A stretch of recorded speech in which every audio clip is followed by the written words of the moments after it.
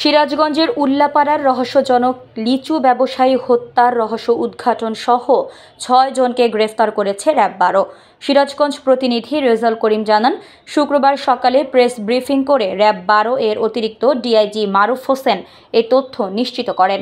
তিনি বলেন, বৃহস্পতিবার রাতে গোপন সংবাদের ভিত্তিতে র্যাব-১২ এর সদর কোম্পানির আভিযানিক দল র্যাব সদর দফতরের গোয়েন্দা শাখার সহযোগিতায় জেলার বঙ্গবন্ধু সেতু পশ্চিম থানাধীন গোল চত্বর এলাকায় অভিযান পরিচালনা করে ৩ জুন অজ্ঞাত লিচু ব্যবসায়ী হত্যা মামলার ৬ জন আসামিকে গ্রেফতার করে। ঘটনাটি প্রিন্ট ও ইলেকট্রনিক মিডিয়ায় প্রচারিত হলে সারা দেশে ব্যাপক চাঞ্চল্যের সৃষ্টি হয়। হত্যাকারীদের আটক করতে র্যাব-১২ ছায়া তদন্ত শুরু করে। পরে আসামিদের আটক করতে সক্ষম হন তারা।